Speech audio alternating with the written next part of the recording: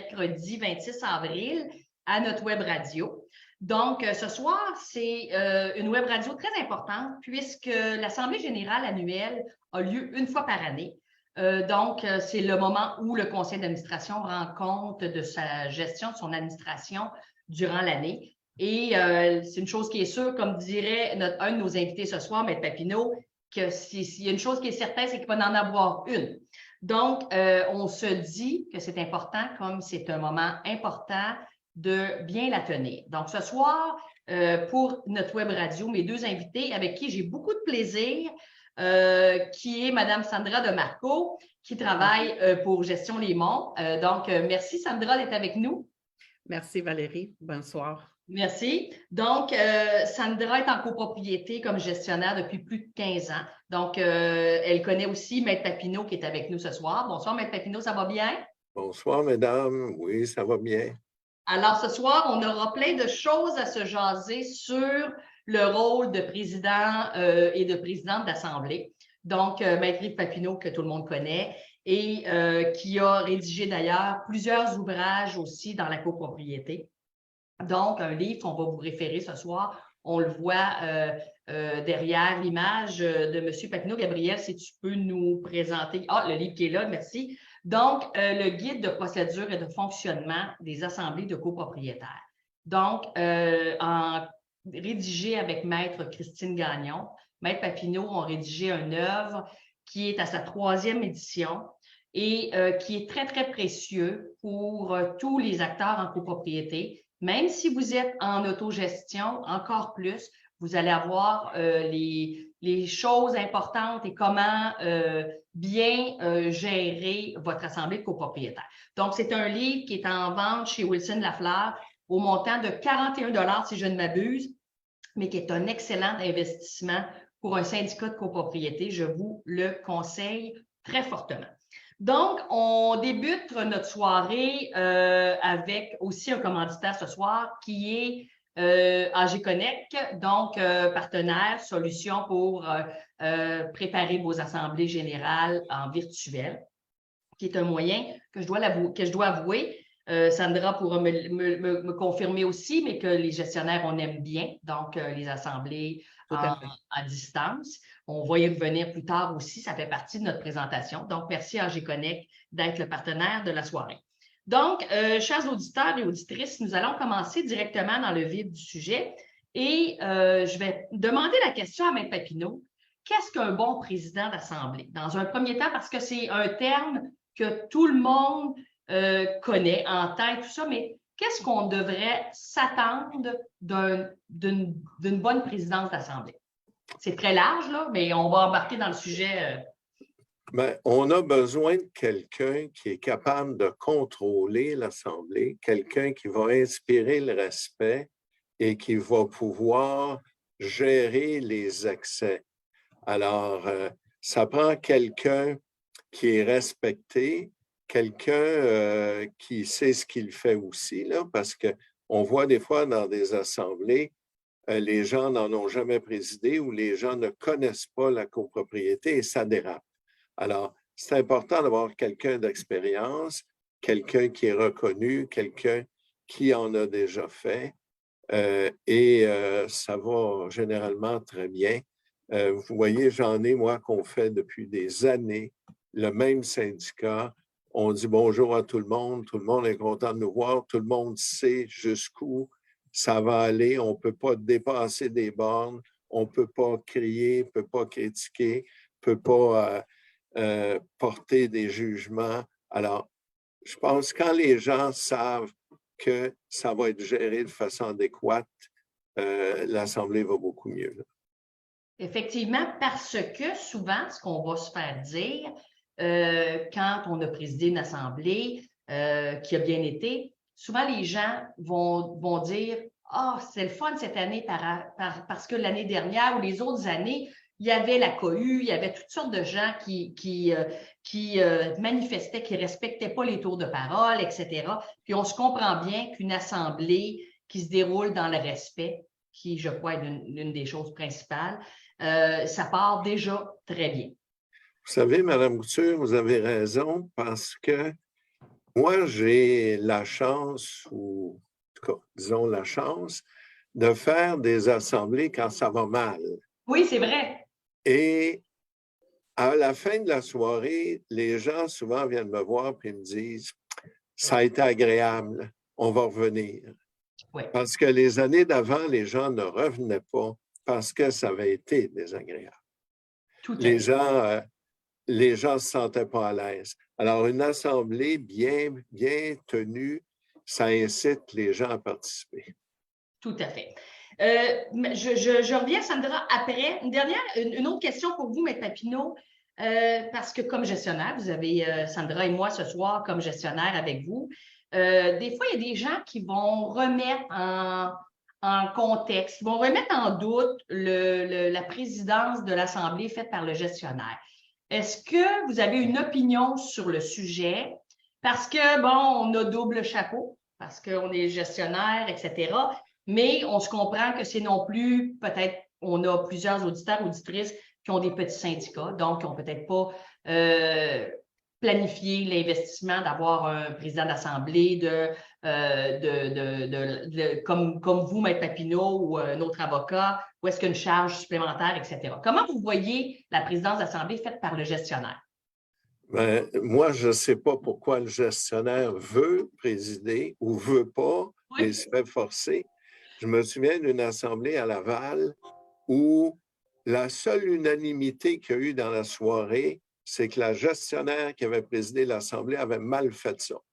OK. Parce que ceux qui étaient contents de ces décisions étaient contents, puis l'autre groupe n'était pas content. Puis quand on donnait raison à l'autre groupe, bien là, ceux qui venaient d'être contents ne le sont plus. Alors, le gestionnaire est pris souvent entre deux groupes ou deux positions et ça peut sembler qu'il donne raison ou pas, mais ce n'est pas le rôle du gestionnaire de gérer une assemblée.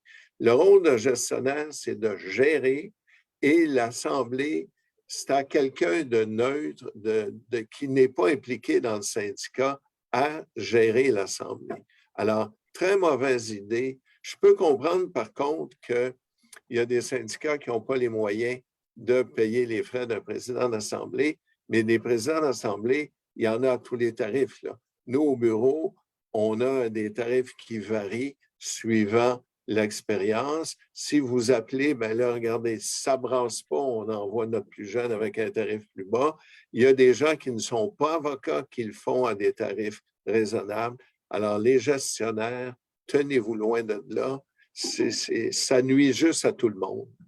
Mais on est Mais pris. c'est pas évident. C'est ça, exact, Sandra, parce que j'imagine que tu peux répondre à Maître Papineau dans le sens que 80, peut-être même plus, des assemblées qu'on a avec nos clients, on préside l'assemblée. Tout à fait. Puis, pour en revenir à toi, Sandra, en fait, quand tu organises une assemblée générale, il y a des choses très, très importantes. Ça fait partie des choses que j'aimerais qu'on parle parce que on parle de la présidence d'assemblée, mais il y a aussi une bonne préparation. Donc, les documents qui sont envoyés devraient être un minimum de base. Je pense que plusieurs, même de nos auditeurs qui veulent se référer, vont trouver justement sur Condo Légal des exemples où est-ce qu'on peut apprendre. Mais Sandra, comment tu prépares ton assemblée de copropriétaires comme gestionnaire pour être dans le respect des lois et t'assurer que tout est sous contrôle? Bien, moi, qu'est-ce que je fais, c'est qu'en premier lieu, je fais les états financiers pour être sûr que ça, c'est fait. Alors, on envoie toujours avec l'avis de convocation, on s'assure que l'ordre du jour est complet. Avec le CA, on passe à travers tous les détails, les états financiers. J'ai beaucoup de copropriétés qui demandent qu'on fait une feuille, une troisième feuille avec qu'on décrit l'entretien et réparation, les travaux majeurs, c'était quoi qui a été fait au lieu de juste le dire. Ils aiment savoir ça par écrit. Alors, on prépare tout ça. On prépare aussi la feuille de questions parce qu'on demande les gens de nous envoyer des questions d'avance dans les 5 jours avant pour qu'on puisse, le CA avoir le temps de se préparer et moi aussi, si c'est quelque chose que c'est de mon sort, que je suis capable d'avoir cette réponse-là pour la réunion, pour pas qu'on se fait, excuse l'anglicisme, blindsidé par une question qu'on ne s'attendait pas et qu'on n'a pas à notre portée la réponse. Okay. Effectivement, ce que tu dis, ben, c'est très, très vrai. Maître Papineau, je vais prendre tout de suite sur le bon un point important que Sandra a parlé, c'est l'ajout, le formulaire de demande d'ajout de questions à l'ordre du jour dans le délai de 5 jours de la réception des documents. Donc, on dit au copropriétaire, je t'offre le droit de poser une question. Mais quel genre de questions qu'on veut avoir et qu'on ne veut pas avoir dans ce formulaire-là? Regardez, je comprends votre question, mais le point, ce n'est pas si on en veut ou si on n'en veut pas. C'est que l'article est mal rédigé. Ce que le Code et le législateur veut, c'est des votes ou des questions sur lesquelles il y a une proposition et il va y avoir une résolution de l'Assemblée. Alors, la question de M. au 304 qui dit est-ce qu'on va laver les vitres 2 fois cette année au lieu d'une? Il n'y a pas de vote, ça va dans le variant. Alors, ce qu'on veut dans les 5 jours de la réception, c'est ce qui va nécessiter un vote. Parce que la loi nous dit que lorsqu'on reçoit la question dans les 5 jours, on doit amender l'ordre du jour et on doit renvoyer à tout le monde, avec les frais que ça occasionne, l'ordre du jour amendé. Alors, si ce ne sont pas des questions qui nécessitent un vote, tout ça va dans le variant à la fin et on n'a pas besoin d'envoyer ça 5 jours d'avance. On peut le demander quand c'est pendant l'Assemblée, rendu au point variant. Donc, juste que les gens comprennent, puis je suis d'accord avec vous, c'est que tout ce qui n'est pas pour un point qui va se terminer par une action, un vote de l'Assemblée générale. En fait, aussi, c'est pour permettre à un copropriétaire qui se fait représenter de pouvoir déjà manifester son opinion aussi en même temps sur ce point-là. Oui, mais écoutez, le but de l'avoir 5 jours avant, c'est que tout le monde soit avisé que ça va passer au vote, que tout le monde puisse se faire une opinion, faire les vérifications souhaitées. Alors, tandis que est-ce qu'on va laver les fenêtres 2 fois ou 1 fois cette année? C'est pas trop utile de le savoir 5 jours avant, quoique ça peut l'être, là, mais c'est pas le but de l'article. C'est ça, exactement. Et là, quand on parle de ça, c'est une mécanique qui est assez... Il faut vraiment prendre le temps de recevoir les questions, voir qu'est-ce qui doit être ajouté, retourner au copropriétaire ou simplement, vous l'avez dit, le lavage des vitres, ça sera peut-être genre dans le budget que la personne pourrait poser cette question-là. Mais toutes les questions du variat, est-ce que le syndicat, exemple qu'il n'y a pas de gestionnaire, le syndicat en autonome, doit les inscrire au variat ou la personne qui sera là, on lui dit, les autres questions qu'on a eues, vous poserez votre question au variat? Oui. Écoutez, au variat, ceux qui veulent envoyer les questions d'avance peuvent le faire. On ne l'écrira pas dans l'ordre du jour, puis on n'enverra pas ça avec l'avis de convocation.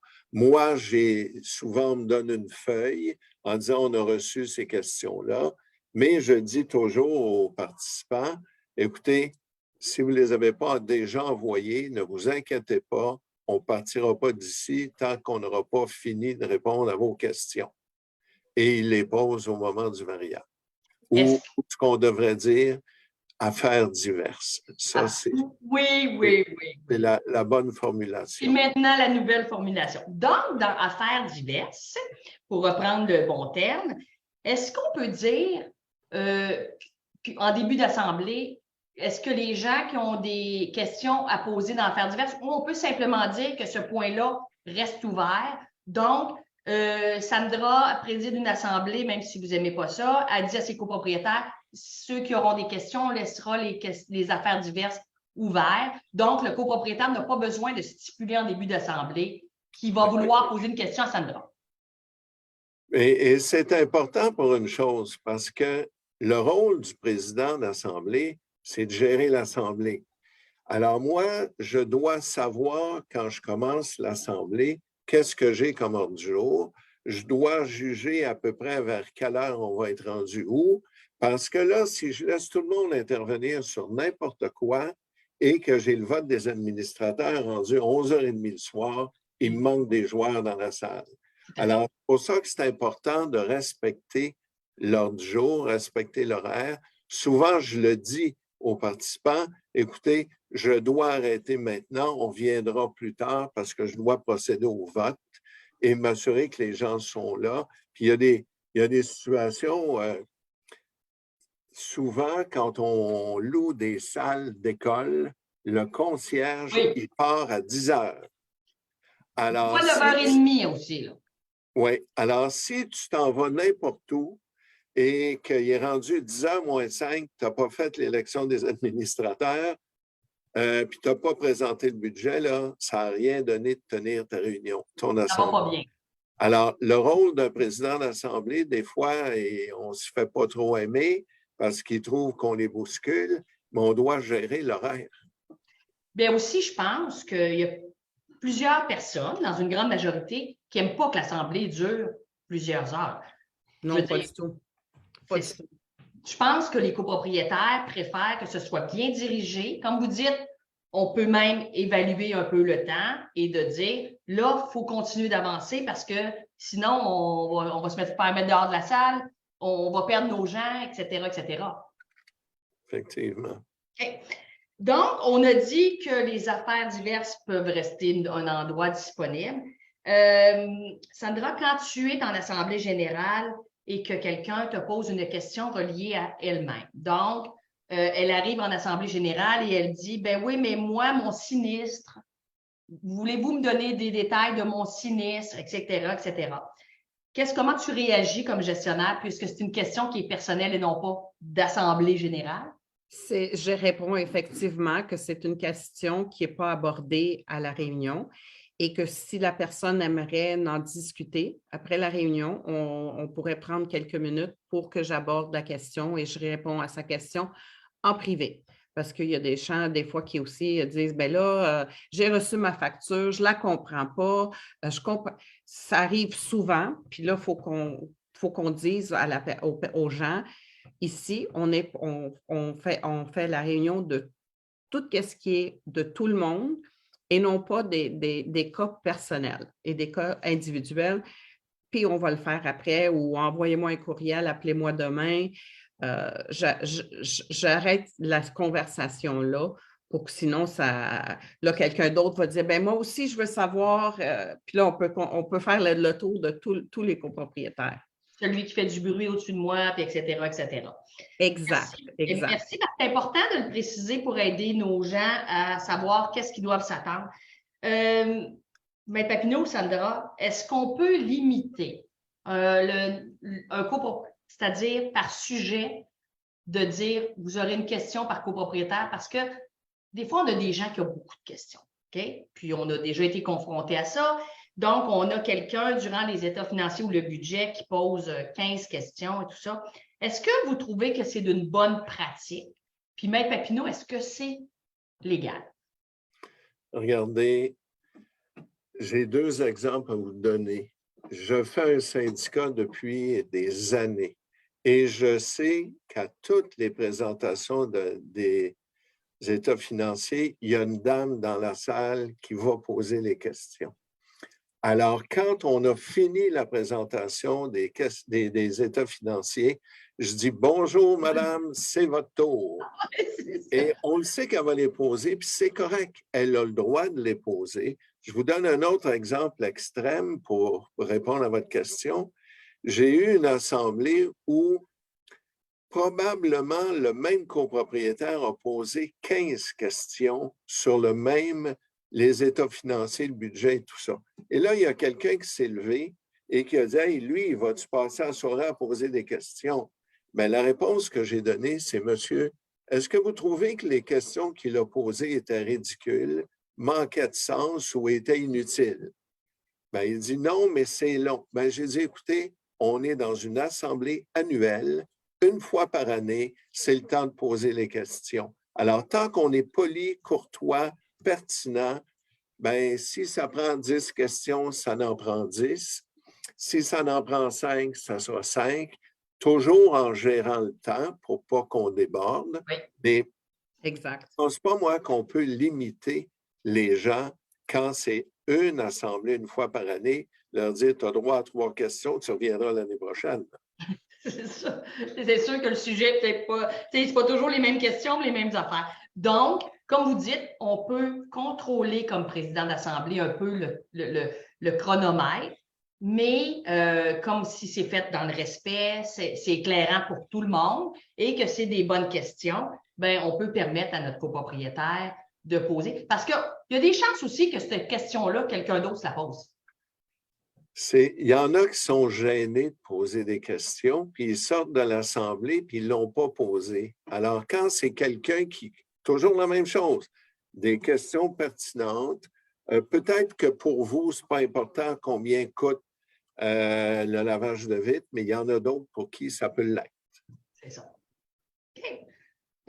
Sandra, en moyenne, le temps que tu dédies dans une assemblée qui se déroule bien comme gestionnaire de copropriété, tu dirais que c'est à peu près combien de temps? Bien, ça dépend de la grandeur du syndicat. Moi, je n'aime pas dépasser 2 heures. Je pense que j'essaie de me limiter dans les plus grosses, là, que 2 heures, c'est le temps qu'on alloue puis qu'on essaie de diriger pour que ça finisse dans 2 heures. Comme Maître Papineau disait, quand on loue une salle, d'habitude, c'est 2 heures ou 2 heures et demie. En virtuel, c'est la même chose parce qu'on fait beaucoup de réunions en virtuel maintenant. On essaie de limiter aussi, c'est un petit peu plus facile parce qu'on peut fermer les micros pour pas que les gens débordent un par-dessus l'autre, puis ça devient un cirque. Alors, on contrôle les micros. Alors, ça aide. Puis je pense que 2 heures, c'est majoritairement le maximum. Si on va plus que ça, c'est parce qu'on a perdu le contrôle en quelque part. OK. Vous me permettez, Mme Couture? Certainement. Ma petite histoire que j'aime raconter, j'ai été une journée voir un spectacle de Gilles Vigneault il y a 25 ans. Et il nous dit pendant le spectacle, il dit, la chose la plus importante que j'ai apprise de Félix Leclerc, c'est qu'il ne faut pas que tu en donnes aux gens plus longtemps que leurs fesses sont capables d'en prendre. Alors, c'est la même chose dans une assemblée. Si c'est trop long, il y a des fois que ça peut être 3-4 heures. Mais quand tu as commencé à 7 heures puis est rendu 11 heures, là, les gens ne sont plus capables. C'est ça. Okay. La capacité d'écoute et c'est là qu'on peut commencer à avoir des gens qui s'impatientent puis un peu de dérapage dans le sens. Tout à fait. C'est exact. Parlant de dérapage, comme président d'Assemblée et présidente d'Assemblée, je parle surtout en présentiel. Comme tu l'as dit, Sandra, on fait plus d'assemblées virtuelles maintenant. Je trouve que c'est plus serein pour le respect de tous et chacun. Parce que c'est plus facile de crier dans le milieu d'une foule que de crier devant un écran où est-ce que c'est notre photo qui apparaît ou du moins nos initiales avec notre nom, parce que la caméra est toujours optionnelle. Mais comment on réagit comme président d'Assemblée avec les gens qui ne sont pas respectueux, qui sont impolis, arrogants, menaçants? C'est quoi exactement ce qu'on doit faire? Et je vais dire plus ce qu'on doit faire et ce qui doit être fait. Donc, je parle à aller de lui dire de cesser de parler ou de changer de façon à la police qui arrive. Avez-vous des anecdotes sur ça? Vas-y, Sandra. Sandra, allons-y. Ben, moi, j'ai présidé une assemblée en présentiel il n'y a pas longtemps et j'ai exactement une anecdote que c'est le président du conseil d'administration qui a perdu la carte avec un des copropriétaires. Ils ne s'entendent pas bien. Fait que là, ça a dérapé. Fait que là, j'ai demandé au président de sortir, prendre de l'air et dire aux copropriétaires, vous devez comprendre qu'on est ici pour se parler pour l'année. Et le dérapage personnel que vous avez contre le président, ça n'a pas sa place. Oui.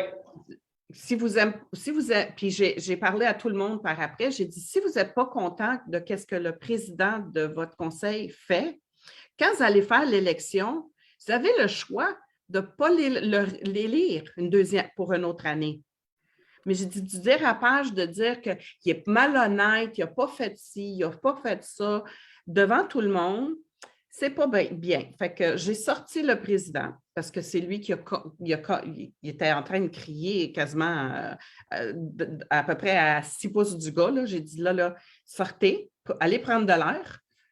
Je vais recalmer parce que là, tout le monde commençait, lui, oui, c'est vrai, il fait pas ça. J'ai calmé l'Assemblée, ça a pris 10 minutes. Il est revenu, j'ai dit, là, les deux, vous vous calmez, tout le monde, on reste calme. Parce que sinon, j'ai dit, c'est facile, on ferme la réunion puis on revient une autre fois. C'est ça votre option parce que moi, je peux pas rester ici à essayer de contrôler des individus. J'ai dit, vous avez à l'élection, si vous n'êtes pas satisfait de son travail, vous avez juste à ne pas les lire. C'est ça. Puis de vous proposer comme administrateur parce qu'il n'en pleut pas ces années-ci. Exactement. C'est exactement ça. Vous voyez, Mme Couture, la façon que Sandra a parlé, c'est comme ça. Il ne faut pas que le président crie. Il ne faut pas que le président aille là. Il faut que tu expliques aux gens, écoutez, on est ici pour faire des choses. S'il vous plaît, soyez polis, respectueux. Mais il y en a, écoutez, on a déjà fait venir la squad anti-émeute dans une assemblée parce que ça a commencé à aller au cou. Alors, il arrive n'importe quoi, mais de façon normale et usuelle, si le président reste calme, demande aux gens d'être polis, les gens se calment puis les gens écoutent. Là, M. Papineau, vous parlez du président de l'Assemblée, oui. Possiblement un externe. Oui. OK. Mais là, Sandra, je ne sais pas si tu parlais du président du syndicat ou du président du syndicat. Je parlais du président du syndicat. Et j'ai une autre anecdote que Maître Papineau était notre président, puis je ne sais pas s'il se souvient. On avait une réunion où ça a pris 45 minutes pour l'élire président de l'Assemblée. Oui. J'avais une copropriétaire qui était extraordinaire pour dire pourquoi que Maître Papineau, fallait qu'il soit là comme président d'Assemblée. Elle a même questionné sur son livre, sur un de ses livres, dire que c'était pas ça qu'il avait écrit. C'était c'était quelque chose de spécial. Je ne sais pas si Maître Papineau se souvient de cette réunion-là. Il y en a eu quelques-unes comme ça. Mais remarquez, c'est parce que nous, au bureau, on en fait une centaine par année depuis quelques années, pour ne pas dire plusieurs. Oui, alors, c'est ça. On a vu pas mal n'importe quoi, là. Oui, mais c'était la madame, durant toute la soirée, questionnait Maître Papineau sur plein de choses qu'il disait. Mais dans votre livre, ça ne dit pas ça. Oui, des fois, ça arrive, hein, qu'on a des gens qui sont bien préparés, si on veut. Exact. Mais c'est un bon point que vous amenez, Sandra, parce que, Maître Papineau, moi, je vous invite à une de mes assemblées. Les gens ont le droit de vous refuser comme président d'assemblée. Oui, je suis élu. Exact. Alors, si les gens votent contre, je ramasse mes affaires, je m'en retourne chez nous. C'est ça. Et c'est sûr que quand on a un président d'assemblée d'expérience avec de l'expertise et tout ça, c'est sûr qu'on a un risque positif que ça se déroule beaucoup mieux. Là où, quand on décide que le président qu'on a convoité, en l'occurrence un avocat de l'externe qui s'en vient, et qu'il n'est pas choisi, c'est peut-être un signe qu'il y a un risque de débordement dans l'Assemblée, tout ça. Sandra l'a dit tantôt, ça peut brasser, etc. Qu'est-ce qu'on fait si on est en présentiel? Et la tolérance d'un président d'Assemblée, elle doit s'arrêter où? Quand on a un qui se lève debout et commence à être très émotif, puis on l'avise 2 à 3 fois qu'on va lui demander de sortir. Qu'est-ce qu'on peut donner aux gens comme barème en disant, là, il faut que je fasse venir peut-être pas l'anti-émeute, mais au moins un véhicule policier quelconque? Bien, on leur dit, vous savez, les gens, c'est exceptionnel qu'ils ne réussissent pas à se calmer. Et ça est arrivé à plusieurs occasions où je leur dis, là, écoutez, là, si ça ne va pas, on va vous sortir de la salle, monsieur. Ben là, il m'a dit, vous essayerez. Oui. Ben, j'ai dit, regardez, on va faire mieux que ça. On va vous laisser dans la salle, puis nous autres, on va sortir. Ah oui, Vous c'est faites bon. votre assemblée tout seul. Alors, à ce moment-là, les gens se calment. OK, OK. Mais ça prend quelqu'un qui a un petit peu tu sais, je veux dire, pour présider une assemblée, ça prend quelqu'un comme une petite main de fer dans un gant de velours. OK. J'ai une autre question. Il n'y a pas de. Moi, ça m'est déjà arrivé d'arriver pour faire mon assemblée puis que le conseil d'administration ne se présente pas. Mais à ce moment-là, c'est comme si l'Assemblée générale qui le syndicat rend compte de son administration. Comment vous voyez la chose légalement, Maître Papineau? Est-ce que cette assemblée-là doit être reportée ou on procède d'une façon ou d'une autre? Regardez, si le conseil ne se présente pas, c'est sûr qu'on a des sujets qui va présenter le budget et tout ça. Si on voit qu'on ne peut pas arriver à rien, moi, ça ne m'empêchera pas de faire l'élection. À ce moment-là, je vais dire, écoutez, le conseil n'est pas là, il n'y a personne qui va vous présenter le budget, on va faire l'élection du conseil, puis le conseil qu'on va élire ce soir fera une autre assemblée, vous présenter le budget et fera ce que le dernier conseil n'a pas voulu faire. OK, OK. Fait que, dans le fond, on tient une assemblée, mais il y aura une reprise pour donner les explications, le compte rendu de l'année avec ce que les gens ont. Parce qu'il ne faut pas se le cacher. J'imagine, Sandra, tu as la même situation que les conseils d'administration ont de plus en plus de peine à trouver des gens.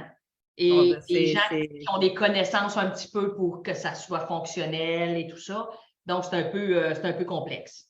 Oui, tout à fait. De plus en plus, les gens regardent à terre, regardent dans les airs. Ils sont à la toilette. Là, c'est rendu, pour avoir 3 personnes, c'est très ardu. Il y a des fois, on est là 50 minutes en train de se regarder, d'attendre que quelqu'un se dise, ben je vais prendre la... Je leur dis, si vous ne faites rien, on s'en va en tutelle. Mais oui. Mais ça, effectivement, Valérie, premièrement, j'en ai fait une la semaine dernière, le même gars a posé probablement plus de 60% des questions de l'Assemblée. Et je lui disais tout le temps, regardez, tantôt au point 10, élection des administrateurs, préparez-vous. Rendu au point 10, effectivement, comme a dit Sandra, il regarde à terre, parce qu'il n'y a pas le temps. C'est comme si tout le monde a le temps. Mais ça, c'est le rôle aussi d'un président d'Assemblée. Les gens, souvent, ne connaissent pas le rôle du conseil d'administration, ne comprennent pas le nombre d'heures, les obligations. Alors, si on est dans un syndicat où il y a un gestionnaire, moi, j'explique aux copropriétaires, je leur dis, bien, premièrement, je leur dis, regardez, on va barrer les portes, là, puis tant que j'en ai pas 5, personne ne va sortir d'ici. Alors, là, je leur explique le rôle d'un administrateur, je leur explique le rôle d'un gestionnaire, puis je leur dis, pensez pas que votre travail, c'est du temps plein. On a un gestionnaire pour ça, c'est lui qui est payé pour faire le travail. Vous êtes là pour penser, réfléchir, diriger et dire au gestionnaire quoi faire. Ah, bien là, il y en a qui disent, oui, OK, ben on ne pensait pas, on ne savait pas. Il y en a qui pensent que le travail d'un administrateur, c'est dangereux, c'est du temps plein. Ce n'est pas ça le rôle d'un administrateur. C'est de diriger, de donner des directives et l'exécution, c'est le gestionnaire qui le fait.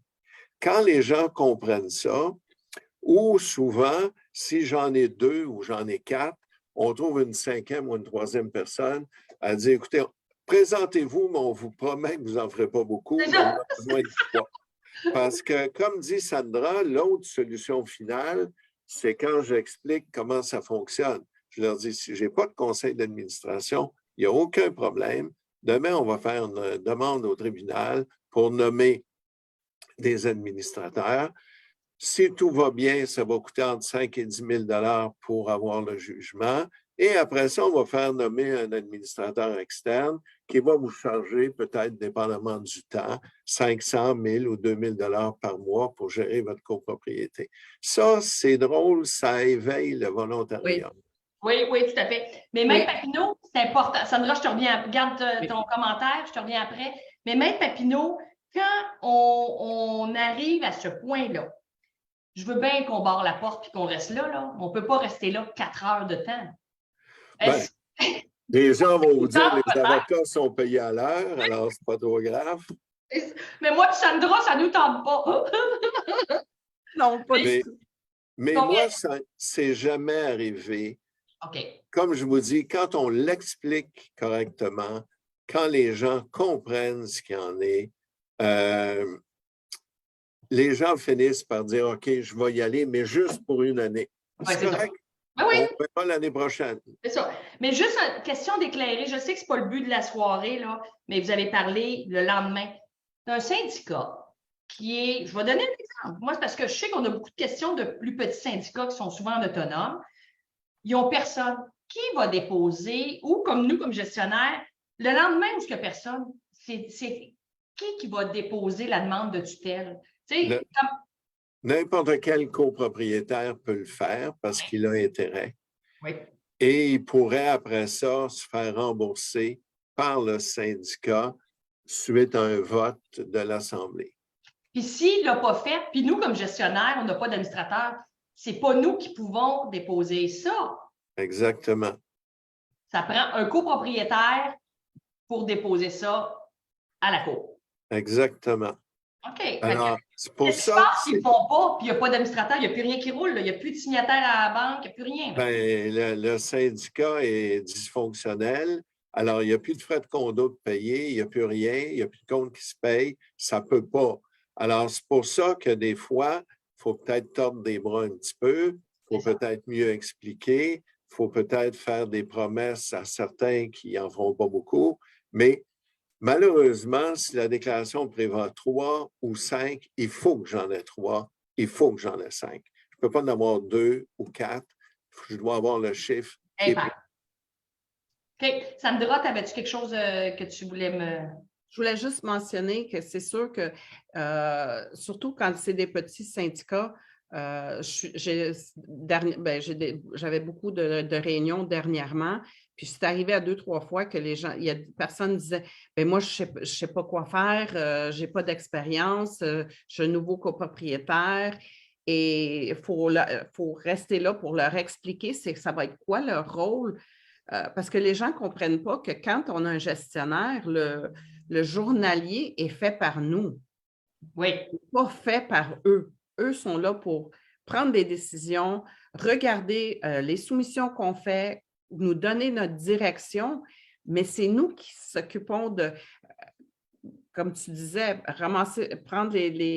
déposer les frais de condo, faire la facturation, faire les états financiers et tout. C'est nous qui les faisons, ce n'est pas eux. Fait que les gens, une fois qu'ils comprennent, surtout quand j'ai une copropriété où je pense que la moitié des copropriétaires ont vendu, puis c'était tout du nouveau monde qui n'avaient jamais habité, des jeunes couples qui n'avaient jamais habité en condo, qui venaient juste de partir de la maison. Puis là, c'est tout nouveau, c'est tout qu'est-ce que je fais, puis pourquoi qu'il faut qu'on ait un conseil d'administration. Fait que tu passes plus de temps à expliquer ça que tout le restant de la réunion. Mais ça arrive souvent. C'est ça, exactement. Maître Papineau, qui dans un syndicat présente les états financiers s'ils sont faits maison? Le budget, faut-il absolument que ce soit un des membres du conseil? Est-ce que ça pourrait être le gestionnaire? Hein? Est-ce que ça pourrait être un copropriétaire qui a aidé le conseil, etc.? Regardez, ce n'est pas important qu'il les présente, c'est important que la personne qui les présente comprenne ce qu'elle présente et puisse répondre aux questions. Parfait. Good. Le budget, c'est la même chose. Oui. OK. Comme gestionnaire. Je vais vous donner un exemple. J'ai un syndicat à Laval. C'est l'épouse d'un des membres du conseil qui fait la comptabilité et le budget. Mais elle, dans le syndicat, dans les faits, elle n'est pas administrateur, elle n'est rien. Mais c'est tout elle qui fait. Alors, c'est elle qui présente le budget, c'est elle qui présente les états financiers. Puis c'est correct, là, il n'y a pas d'obligation que ce soit une personne plus qu'une autre. OK, excellent. On avait une question comme ça dans le chat. C'est vrai, la madame a dit le CA qui ne se présente pas à la réunion de l'Assemblée générale, c'est un problème majeur. Effectivement, ça amène une instabilité. Si juste 2 personnes sur 3 se présentent telles que la loi l'oblige pour un syndicat de copropriété de 12 copropriétaires, que fait-on? On barre la porte puis on en trouve un troisième. OK. Faut aussi penser qu'il y a des déclarations qui permettent que quelqu'un n'étant pas un copropriétaire puisse être administrateur. Bien, là, c'est pas compliqué. Si la déclaration ne prévoit pas que seul un copropriétaire peut être administrateur, ça peut être n'importe qui. Ça peut être un voisin, ça peut être un cousin, ça peut être le conjoint d'un copropriétaire, ça peut être le copain, la copine, n'importe qui, à moins que ce soit spécifiquement prévu. OK. Parfait, parfait. S'il y a des problèmes, s'il y a des problèmes de mise en demeure ou aller à la cour, est-ce que le gestionnaire ou un membre du CA qui va à la cour? Ça, c'est peut-être pas tout à fait, mais on va répondre quand même. Regardez, c'est un petit peu compliqué là, Oui. parce que le gestionnaire, s'il travaille pour le syndicat, oui. Si le gestionnaire travaille pour Condo Stratégiste ou Gestion Les Monts, ne peut pas représenter, alors ça prend un des administrateurs, mais le gestionnaire pourrait de toute façon agir comme témoin, c'est lui qui est au courant des faits, tout ça. OK, parfait. Je croyais, M. Bourque, il dit, je croyais que le CA sortant doit continuer s'il n'y a pas de remplaçant ou de vote. Maître Papineau, j'espère que vous allez répondre ce que j'ai en tête, là. Ben, dites-moi ce que vous avez en tête, je dirais oui. Non, le conseil, normalement, est élu jusqu'à son remplacement. Mais si le conseil sortant ne veut plus le soir de l'Assemblée, on ne peut pas les attacher et les forcer, là. Alors, effectivement, c'est une excellente question parce qu'il y en a qui pensent que le soir de l'Assemblée, les administrateurs se changent en citrouille puis ils ne sont plus administrateurs. Ce n'est pas le cas. Les administrateurs sont là jusqu'à leur remplacement ou jusqu'à leur décès ou leur démission. Alors, effectivement, si personne ne se présente, ceux qui sont là, s'ils ne démissionnent pas, eux pourraient faire une demande à la Cour pour faire nommer des remplaçants. Oui, ça peut être ça, mais ils ne sont pas obligés de rester administrateurs parce qu'il n'y en aura pas d'autres. Mais ils sont soumis au vote quand même s'il y a plus que 3 personnes, puis ça en prend 3. Eux autres, les 3 veulent rester, puis il y en a 2 autres qui se présentent. Là, ils n'ont pas d'avantage parce qu'ils l'étaient déjà. Non. Parfait. La question, vous avez raison, de M. Bourque, elle est excellente. Puis il faut comprendre qu'ils sont là, puis même comme dans le cas de COVID, on a retardé des fois d'1 an une assemblée, bien, les administrateurs étaient toujours en poste. Et c'était légal, parce que des fois, des gens disent « ils sont même plus légaux, l'Assemblée est en retard ». Ce n'est pas une question, ils sont en poste jusqu'à leur remplacement, qui est lors d'une Assemblée règle générale. Puis, il faut voir aussi dans vos déclarations, quand il y a un administrateur qui démissionne en cours de route, parce que chaque déclaration peut être différente. Effectivement. OK? Il y a souvent 2 patterns qui se proposent. C'est soit que ça prend une assemblée générale extraordinaire pour combler la vacance, ou c'est le CA en place qui a encore quorum, qui comble la vacance par une personne qui va recruter d'eux-mêmes. Effectivement. OK. J'avais dans mes petites questions que j'avais préparées, Maître Papineau et Sandra, c'est important qu'on parle d'une nouveauté. Ça ne veut pas dire qu'on est d'accord avec, mais l'histoire du registraire aux entreprises qui maintenant exige une pièce d'identité qu'on doit demander à nos administrateurs pour mettre le registraire aux entreprises à jour. Je commencerai par Maître Papineau. Pouvez-vous juste expliquer que ce n'est pas une option, c'est une obligation? Puis comment on va faire ça en pratique? Bien, la loi est là, il faut la respecter. Ce n'est pas plus compliqué que ça. Donc, ça veut dire que Maître Papineau, si je n'ai pas avisé mon monde, Sandra fait une assemblée, elle n'avise pas ses gens, puis là, elle a 3 administrateurs. Merci, tout le monde s'en va, bye-bye. Et il y en a un lendemain, quand elle lui demande sa pièce d'identité, il dit « Non, non, non, moi, je ne donne pas ça. » Et je me souviens d'avoir déjà entendu Aline Desormeaux-Papineau de dire que même les syndicats qui ont TPS-TVQ, certains administrateurs ne voulaient pas donner leur numéro d'assurance sociale. Il faut vraiment, comme conseil d'administration, gestionnaire ou président d'assemblée, d'aviser les gens maintenant de cette nouveauté-là. Oui. Et il faut aussi vérifier d'autres choses. Je donne un exemple. La loi prévoit que quelqu'un qui est en faillite ne peut pas être administrateur. Sauf que c'est peut-être gênant au cours d'une assemblée de dire, monsieur, vous vous présentez, mais vous, êtes-vous en faillite ou pas? On présume qu'il ne l'est pas, puis on le vérifie après. Les probabilités qu'il le soit, de toute façon, sont minimes. Alors oui, il faut aviser les gens. Et si ça accroche, on essaie de voir avec eux et on trouve un remplaçant. Mais comme vous dites, si j'en ai 3 puis un ne veut pas donner ses cartes, on fera nommer un troisième par les 2 qui sont là. Exact, exact. J'ai une autre question. Sandra, tantôt, tu parlais dans ton processus d'assemblée que tu fais préparer, probablement, ou tu prépares avec tes administrateurs, une espèce de document ou de présentation du rapport des administrateurs. On va l'appeler comme ça. J'imagine que c'est ça aussi que vous utilisez. Oui. Est-ce que tu obliges tes administrateurs à le faire? Parce que c'est vraiment une belle et bonne pratique pour rendre compte à l'Assemblée générale. Oui, ben, je le suggère fortement. Okay. Il y a beaucoup de CA qui disent, ben non, moi, je ne veux pas présenter, tu peux le présenter, mais je dis, c'est mieux que si moi, je présente les budgets, je présente les états financiers, que vous parlez de qu'est-ce que vous êtes, parce que le rapport des administrateurs, c'est qu'est-ce que vous avez fait. C'est les décisions que vous avez prises. Ce n'est pas moi qui les ai pris les décisions, c'est vos décisions. C'est à vous de dire, on a décidé de faire l'asphalte cette année parce que ça. On a choisi ce contracteur pour ça. Tu sais, c'est la chance que vous avez d'expliquer les décisions que vous avez prises et non pas de le faire dans les corridors avec une personne qui va dire à une autre personne, puis on fait le téléphone, puis c'est rendu que c'était l'ami d'un des administrateurs qui a fait les travaux, puis ça n'a pas été bien fait, ainsi de suite. Alors, je le suggère fortement, mais il y a des copropriétés qui ne veulent pas le faire. Et vous savez, Valérie, c'est important que ça soit fait d'avance. Moi, quand je préside l'Assemblée, je dis à tout le monde, on est rendu au rapport des administrateurs. Vous avez reçu un rapport écrit des administrateurs annexe 6.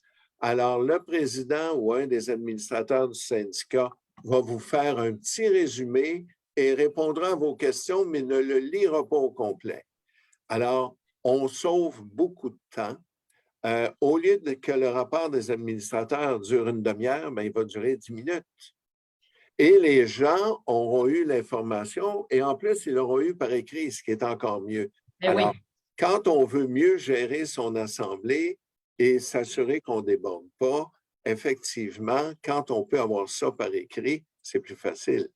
Et ça permet aussi, M. Papineau, de le glisser dans le procès-verbal qui, comme vous dites, c'est écrit, ça laisse une trace. Donc, quelqu'un qui veut acheter, qui veut vendre son condo, ben, il y a l'information, qu'est-ce qui a été fait. Et dans le rapport des administrateurs, comme Sandra l'a dit, on met les situations qui se sont rencontrées plus spécifiquement et les réalisations. Qu'est-ce qui a occupé leur temps, leur prise de décision et tout ça. On a une question dans le chat. Voyez-vous la tendance à continuer en mode virtuel, en présence ou hybride? Fait que je vais écouter Sandra, puis après ça, je vais écouter M. Papineau, mais je sens que la réponse à M. Bourgault va être dans un sens. Mais pour moi, étant donné que j'ai des moyennes copropriétés, les gens préfèrent en virtuel parce qu'ils n'ont pas à se déplacer, sont chez eux. Ils préfèrent ça. J'en ai quelques-uns qui sont un petit peu plus grands, qui exigent encore qu'on les fait en présentiel. Mais parce que j'ai des gens qui n'ont pas d'Internet, c'est des gens plus âgés, ils n'ont pas de facilité avec l'Internet. Mais tu es en train de faire pencher, M. Papineau. Non, mais moi, ça me... Écoutez, j'ai des syndicats, j'en ai fait un à Québec. Moi, j'étais en Floride. Beaucoup de participants à l'Assemblée étaient en Floride ou au Mexique. Et à la fin de l'Assemblée, puis la moyenne d'âge dans ce syndicat-là est à peu près 75 ans. On leur a demandé, à titre indicatif, préparez-vous en personne ou en virtuel. 77% ont dit qu'il est mieux virtuel. Il y a des dames qui nous ont écrit « Moi, je n'ai jamais assisté à une assemblée avant aujourd'hui parce que je ne suis jamais là quand vous les tenez. » Ben oui. Et ça m'agace, pas ce que Sandra a dit, mais ce que Sandra répète. Moi, les gens qui disent « je n'ai pas d'Internet », regarde, il y a ceux qui ne vont pas aux assemblées en présence parce qu'ils n'ont pas d'auto. Alors, on va faire quoi? On va leur acheter une auto? Moi, j'ai une dame à Laval, dans un autre syndicat ou à l'île Paton, où la moyenne d'âge est très élevée. Elle a invité son petit-fils à souper avec son ordinateur pour participer à l'Assemblée. Elle m'a appelé le lendemain, elle dit « Hey, c'est une belle soirée. » Mon petit-fils était content, moi j'étais content. Alors, arrêtons de trouver des raisons. Pour chaque raison, et je ne dis pas que Sandra cherchait des raisons, mais moi, quand j'entends les gens dire en virtuel, les gens âgés, là, ils sont meilleurs que moi avec un ordinateur. Ils ont le temps de l'apprendre, puis ils ont le temps de s'exercer.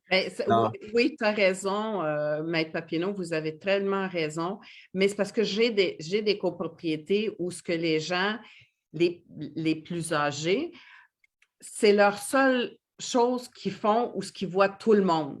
Bien, faites un party la semaine d'avant. Oui, Moi, ce que je leur dis, là, parce que c'est effectivement ce que les gens disent. Oui. On ne se rend compte pas. Mais regarde bien, si tu veux faire un party, fais un party, amène du café, des beignes, puis faites un party. Si vous voulez faire une assemblée annuelle, bien, faites une assemblée annuelle. C'est pas vrai qu'une assemblée annuelle, il faut qu'il y ait des beignes, du café. Alors, faites l'assemblée, puis de se rencontrer, oui, c'est vrai que c'est intéressant de voir les voisins, mais faites-le autrement que dans une assemblée annuelle, c'est tout. Moi, je suis bien d'accord. Puis à la grande surprise de quelques syndicats qui m'ont dit « Oh non, on le fait en présentiel, tout ça. » Puis là, ils ont dit « Fais donc un sondage, relance donc nos copropriétaires, savoir ce qu'ils veulent.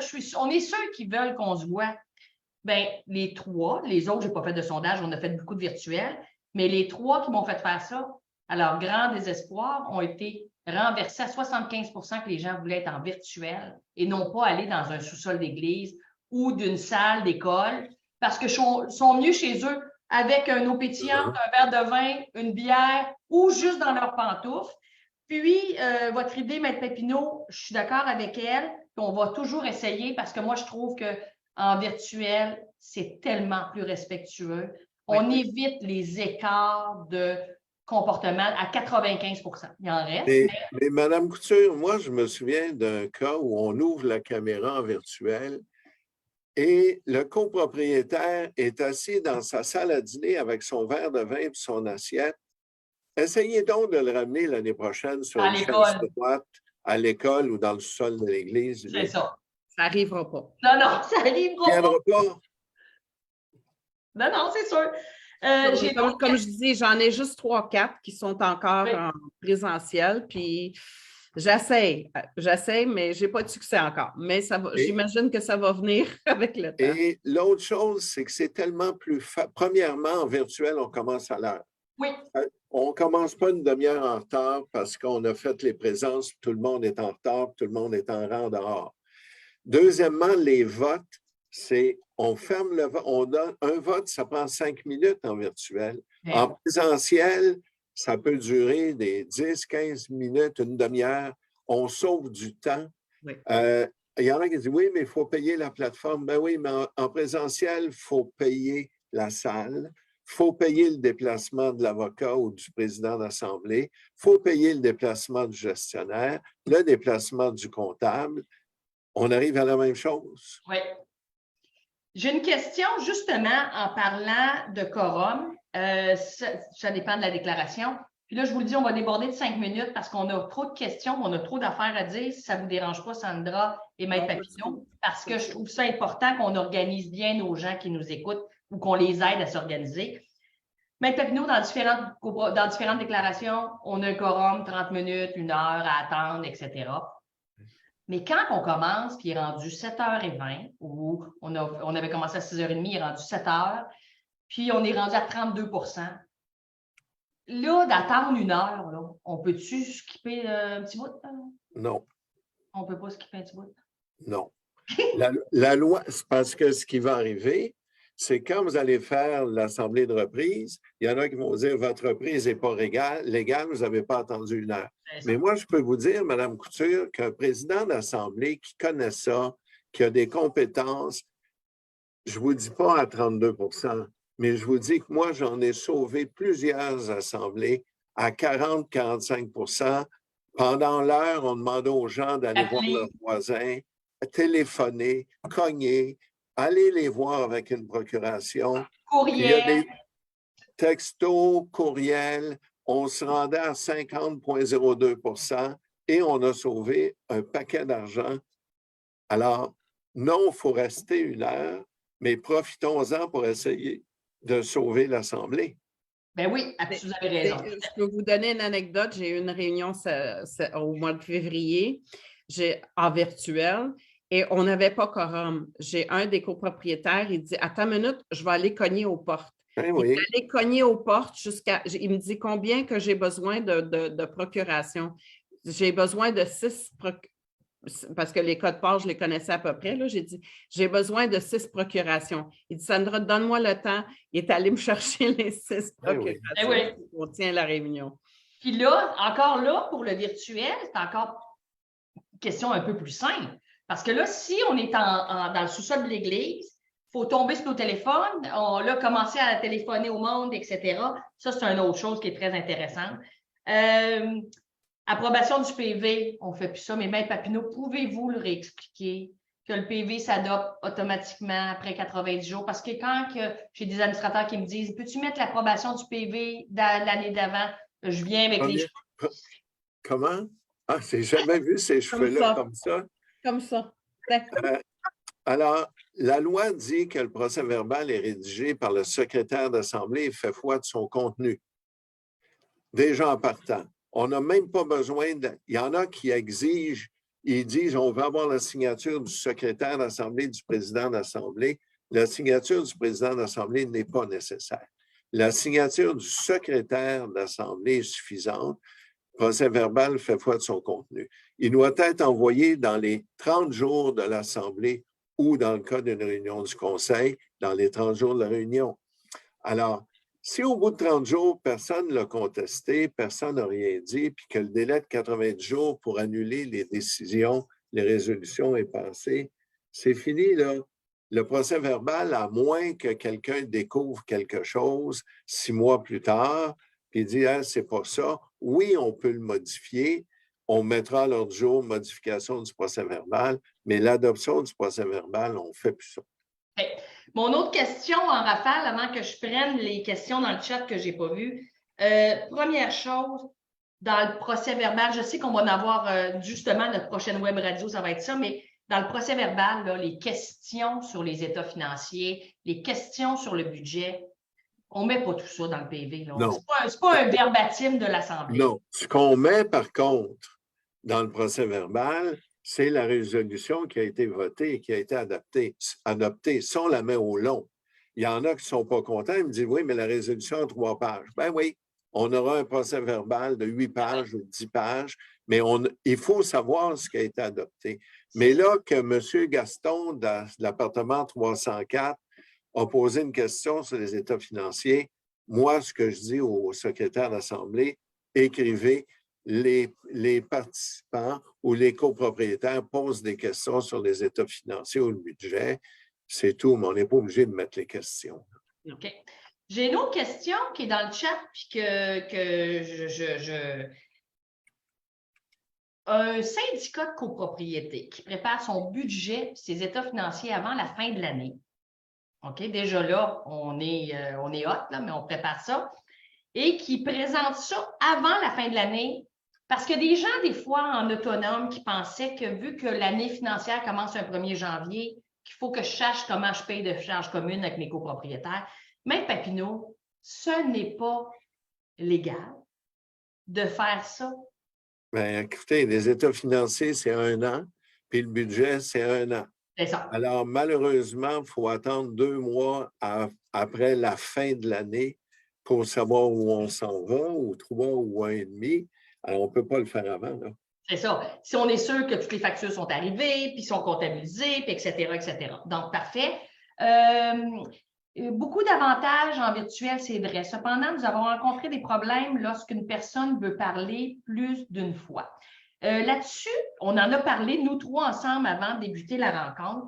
Il y a des plateformes qui sont spécialisées. Là-dessus, le RGCQ va en proposer une pour les petits syndicats. Maître Papineau, je pense que c'est 25 et moins qu'on travaille. Oui, puis avec un tarif intéressant. Parfait. Et vous savez, moi, là, on fait affaire, comme par hasard, avec le présentateur de la soirée, AG Connect. Je peux vous dire que sur les centaines qu'au bureau on a faites, on en a 3 ou 4 qui ont peut-être accroché. Mais c'est l'exception exceptionnelle. Tout à fait. Moi aussi, je travaille beaucoup avec AG Connect, puis ça va super bien. Et comme on vous dit, il va y avoir une plateforme. Sandra travaille aussi avec Zoom, qui peut-être vous permet de calculer les codes parts. Moi, je ne l'ai pas essayé, là. Mais Maître Papineau, sur les plateformes virtuelles, pouvez-vous juste ramener un petit peu ce que la loi exige pour être sûr que nos syndicats qui désirent l'organiser eux-mêmes soient légaux? Alors, ce que la loi exige, c'est que les participants puissent échanger entre eux en temps réel. Alors, c'est pour ça qu'il faut qu'ils puissent avoir un échange. Alors, Zoom, ça peut se faire. Sauf que le problème avec Zoom, si on n'a pas tout ce qui va avec Zoom, on fait quoi pour les votes? Moi, si j'ai 25 copropriétaires qui votent et qu'il doit y avoir un vote secret, bien là, c'est quoi, là? C'est souvent dans les syndicats, les copropriétaires envoient un courriel au président d'Assemblée pour leur dire pour qui ils votent ou pourquoi ils votent. Alors là, ça prend 15 minutes, 20 minutes et l'Assemblée ne finit plus. Pendant ce temps-là, les gens s'ennuient. Alors, malheureusement, mais comme vous dites, le RGCQ arrive avec un projet qui va être pas gratuit, mais qui va être un prix abordable, qui va permettre de tenir ça avec des délais raisonnables. Excellent. J'ai une bonne question ici que je vais... Madame Anna qui pose une question. Et puis j'ai hâte de voir votre réponse, Maître Papineau, que je connais. Est-ce que le CA peut refuser de nous fournir des documents tels que les copies de contrats et des estimations pour les travaux majeurs lorsqu'on le demande? Dans un premier temps, ce n'est pas la place à l'Assemblée de fournir ça, à moins que ce soit une assemblée spéciale pour un projet, puis qu'on veut présenter les 3 soumissions, les 5 soumissions, puis celles qui étaient acceptées. Mais, Maître Papineau, juste sur le registre, juste pour éclairer Mme Anna, quelle est la procédure de consultation du registre? Bien, la loi dit que tous les documents, contrats importants, etc., doivent être déposés au registre. Dans le cas d'un petit syndicat, c'est la petite boîte en carton dans laquelle on met tout. Dans le cas d'un moyen syndicat, on a un classeur. Alors, le registre, c'est où on met tous les documents et la loi dit clairement qu'on a le droit de consulter ces documents-là. Sauf que la loi dit aussi, puis les tribunaux ont décidé, on ne peut pas dire, moi, je veux voir toutes les factures du syndicat dans l'année. La facture de 2,95 de chez Canadian Tire, on va la laisser faire. On va y aller pour les grosses factures parce que tout ça est répertorié de toute façon aux états financiers. Alors, oui, on peut consulter les registres, puis non, le Conseil ne peut pas empêcher un copropriétaire de consulter le registre. Mais on s'entend que c'est un registre qui est consulté sur demande et que ce n'est pas dans un intranet où est-ce que ce n'est pas obligatoirement d'être dans un intranet où est-ce que les copropriétaires peuvent aller chercher l'information. Si le CA veut l'ouvrir, ils peuvent, mais ce n'est pas une obligation légale. Donc, madame, juste question que vous compreniez bien, c'est sur demande, vous pouvez, comme Maître Papineau l'a expliqué, consulter avec souvent une demande plus précise en disant qu'est-ce que je veux consulter comme copropriétaire. Et il peut y avoir des frais qui sont facturés pour compenser le temps du gestionnaire ou le temps ou les photocopies ou tout ça. C'est ça. Parfait. Il y a une autre question. Si c'est un membre du CA qui préside et que l'Assemblée est d'accord, c'est correct légalement. Maître Papineau, je pense que vous aviez... Oui, oui. Tout est d'accord. Oui, mais encore là, tu sais, chacun son rôle. Celui qui est administrateur du syndicat, qui va être président de l'Assemblée puis qui va rendre des décisions qui ne feront pas l'affaire de certains, ça se peut qu'il perde son élection rendu au point élection. Ouais. Alors, ou qui indispose certaines personnes. Effectivement. Donc, écoutez, je pense que j'ai couvert pas mal toutes les questions dans le chat. J'avais pris beaucoup de notes sur mes questions. Donc, à moins que vous ayez d'autres choses à viser nos gens qui nous écoutent ce soir. Merci, Sandra. Merci beaucoup de ta présence avec nous ce soir. Merci, Maître Papineau, d'avoir été avec nous encore ce soir. Et je vous invite à écouter la prochaine web radio qui porte justement sur le secrétaire d'Assemblée. Donc, les aléas de la rédaction du PV. On en a ouvert quelques petites ouvertures ce soir, mais ça va être un autre sujet qui est quand même souvent, les gens se permettent de critiquer, il n'y a pas assez d'affaires écrites, etc., etc. Donc, nous donnerons les informations nécessaires. Je vous suggère de vous procurer le livre que Maître Gagnon et Maître Papineau ont écrit sur les procédures d'Assemblée générale. Donc, déjà là, ça va vous aider si vous n'avez pas de président d'Assemblée extérieur qui vient, que vous avez réservé et engagé. Ça va vous aider à bien faire un travail pour votre Assemblée générale. Et un remerciement aussi à AG Connect, on en a parlé, qui est une plateforme très utilisée pour les très grandes assemblées, les petites aussi. Et AG Connect, la particularité, c'est qu'il y a quelqu'un qui est sur la plateforme avec vous pour contrôler les droits de parole et tout ça. Donc, c'est tellement agréable de travailler avec AG Connect. Et il y a quelques autres plateformes disponibles sur le marché. Donc, merci à vous tous et je vous souhaite une très belle fin de soirée. Merci à tous. Bonne fin de soirée.